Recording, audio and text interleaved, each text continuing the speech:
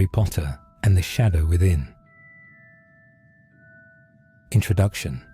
19 years have passed since the Battle of Hogwarts. Peace reigns, Voldemort is gone, and Harry Potter has built a life filled with family, purpose, and quiet routines. But darkness doesn't always die. When a long-forgotten remnant of Tom Riddle's soul stirs from the shadows, Harry begins to feel something shifting inside him. Something ancient, silent, and impossibly familiar. As he is haunted by visions and an eerie presence that knows him better than he knows himself, Harry must face a truth far more terrifying than any spell or curse. The greatest threat to his world may now come from within, a dark, psychological continuation of the Harry Potter legacy. Harry Potter and the Shadow Within explores identity, legacy, and what happens when the evil you thought you destroyed never truly left. Chapter 1. Ministry Man. The dream was always the same. He stood in the Forbidden Forest, surrounded by the gnarled limbs of trees that had watched centuries pass. The air buzzed with a strange, familiar magic. And there, lying beneath the tangled roots of an ancient oak, was something small, pale and twitching. It whimpered. He never moved toward it. He only watched, frozen, helpless. Then he would wake. Harry Potter sat upright in bed, his chest heaving, sweat beading his brow. The scar on his forehead, long dormant, pulsed. Just once. A faint throb, like the aftershock of a memory best forgotten. He brought a hand to it slowly, absently, rubbing it with his thumb. "It's nothing," he whispered to himself, though the words rang hollow in the quiet dark. Next to him, Ginny stirred. Again, she murmured without opening her eyes. "Go back to sleep," Harry said. "Just a dream." But it wasn't just a dream. It never was. The kitchen at Godric's Hollow was warm and sun-drenched by the time Harry came downstairs. The scent of toast, eggs, and something vaguely floral from the garden lingered in the air. James was already at the table, wand in one hand, flipping through a Quidditch weekly magazine.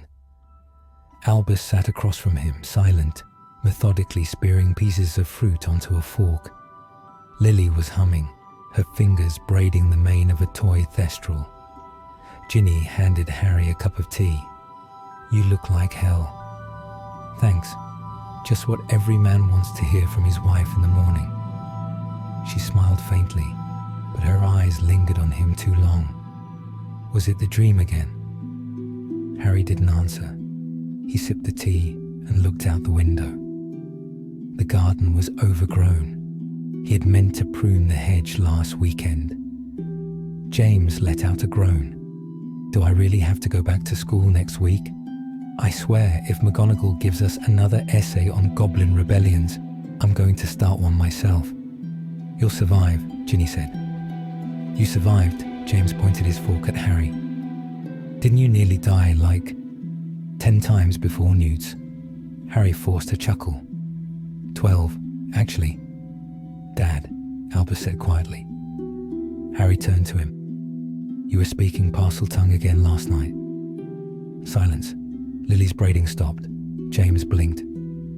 Ginny froze mid-sip. "I didn't say anything," Harry said too quickly. "You did," Albus insisted. "I heard it. It woke me up." Harry looked down at his tea. The liquid inside had gone still, motionless. His reflection stared back, older, wearier, eyes sunken with shadows. Ginny placed a hand on his arm. "Harry, maybe you should see someone." He stood, chair scraping loudly against the floor. "I'm fine." No one answered. The Ministry of Magic had changed in the last 2 decades. Gone were the fading carpets and flickering torches of Harry's youth. Now, enchanted crystal lights hummed along the vaulted ceilings. Security wizards scanned visitors with charmed wands that shimmered blue if you passed, red if you didn't. The atrium bustled with motion. Ghosts floated overhead. Memos flew like birds, and floor tiles shifted to accommodate the rush. But Harry walked unnoticed, or rather, untouched. People saw him, but gave him space. Respect, yes, but fear too.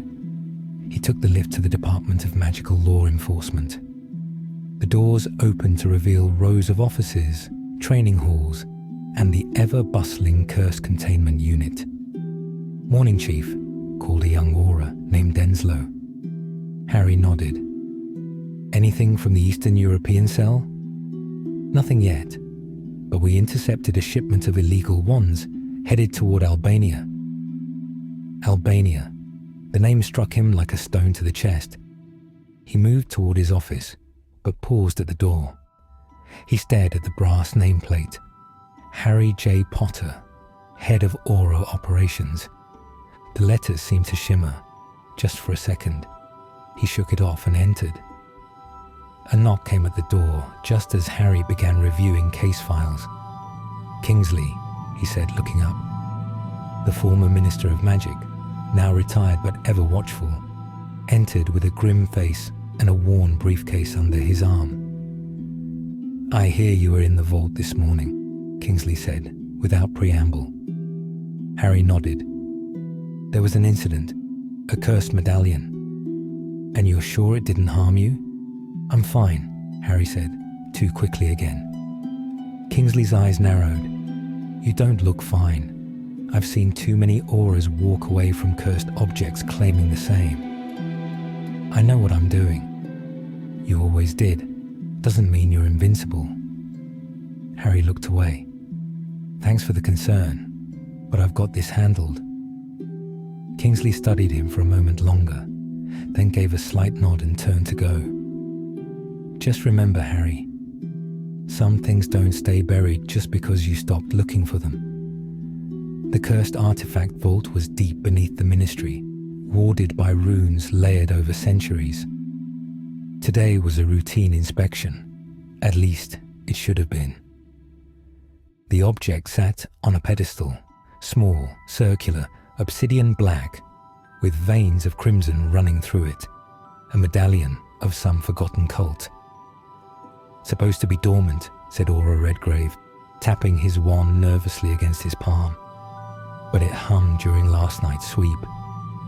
Harry approached. The closer he got, the louder the hum. It wasn't noise, it was vibration. In his chest, in his skull, in his scar. "Back up," Harry said sharply. Redgrave took a step. The medallion pulsed once, then cracked. A jet of black smoke erupted, swirling into the air, screeching like metal against bone. Redgrave shouted, raising his wand. But the smoke didn't attack. It rushed straight into Harry. He gasped. His knees buckled. A voice coiled into his mind. "Welcome home." Then silence. He awoke moments later, lying on the floor, gasping for breath. Redgrave was at his side, panicked. Sir, are you all right?" Harry sat up. His body tingled, but he felt fine. No injuries, no marks, nothing at all, except the humming hadn't stopped. It was inside him now. Back in his office, Harry stood before the orb of truth, a floating silver sphere that revealed hidden lies and magical interference. It hovered silently as he stared into it. His reflection blinked, then blinked again, not in sync. His stomach turned. The room felt colder. "You opened the door," the whisper came again, this time in parcel tongue. He stumbled back, knocking over a stack of case files. Quills shattered. Ink splattered across his desk like spilled blood. He forced his breath to slow, pressed trembling fingers to his scar. Nothing, no pain, just a deep, aching presence. That evening, Harry sat alone in the attic. The house was quiet. Ginny had taken Lily to a friend's. Albus was at the Burrow. James had vanished to Diagon Alley with friends. He told himself he liked the solitude. The attic was filled with old boxes, memories tucked into corners. He reached into one, an old chest containing his firebolt, cracked and dusty, a Gryffindor tie, the Marauder's map, and beneath it, a photograph. The old DA standing together, laughing, carefree. He didn't feel like that boy anymore. Something moved behind him in the reflection of the attic window. He spun, nothing there. The air had gone cold, and from the shadows, the whisper came again. You never truly killed him. You only gave him time. Harry closed his eyes, but it followed him inward. The war, it seemed, was only sleeping. And now, it had begun to wake. Harry stood frozen in the attic, the photograph of the DA trembling slightly in his grasp. The silence pressed in around him, thick and listening. He felt a pull, not from the photo, but from the far wall of the attic, behind a stack of crates and an old bookshelf covered in dust. He hadn't thought about that wall in years. It looked like nothing, just wood and insulation. But Harry knew better. When they first moved into the house, the attic had seemed perfectly ordinary. But while rummaging one night years ago, he had sensed a magical signature lingering behind the wall. At first, he thought it was nothing. But curiosity, familiar and dangerous, had pushed him to investigate. With a careful flick of his wand and a whisper of an unlocking charm, the board shimmered and dissolved, revealing a small passageway. The entrance to a narrow room no larger than a closet, carved out by ancient enchantments layered with secrecy. He had never told Ginny about it, had promised himself it would stay sealed forever. But now, he stepped inside. The air was stale, heavy with the scent of forgotten parchment and candle wax. Shelves lined the walls, filled with relics of a life he had sworn to leave behind. Wartime journals, broken wands, cracked lenses from shattered glasses, and one large trunk sitting like a silent sentry beneath the window. He approached it, heart pounding, and knelt beside it. 3 protective spells and a blood rune sealed it tight.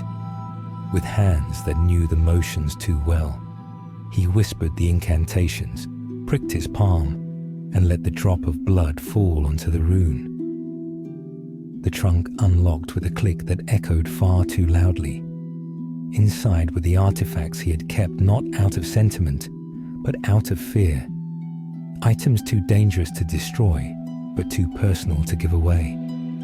And buried beneath them all, wrapped in black velvet, was something he had nearly forgotten. He unwrapped it slowly, a diary.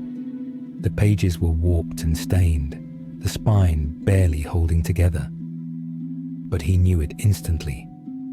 Tom Riddle's diary, the very same one he had destroyed in the Chamber of Secrets all those years ago. Harry's stomach churned. He ran his fingers across the cover. It was cold, not just physically, but magically, like the opposite of warmth, the opposite of light. And then he saw the writing, faint but fresh. You were always mine. His hand jerked back. He stared at the book, the knot in his chest tightening. His thoughts spiraled. How? Who? Has that been here this entire time? More importantly, why didn't I know? His fingers twitched with the urge to open it. Just one page, just to be sure all evil inside had been destroyed. But instead, he slammed the trunk closed, his breath ragged. He backed out of the room, sealing the entrance behind him with shaking hands. Whatever this was, it wasn't just memory. It wasn't just trauma. Something had followed him. Through war, through peace, through years of silence. And it had waited patiently for its moment.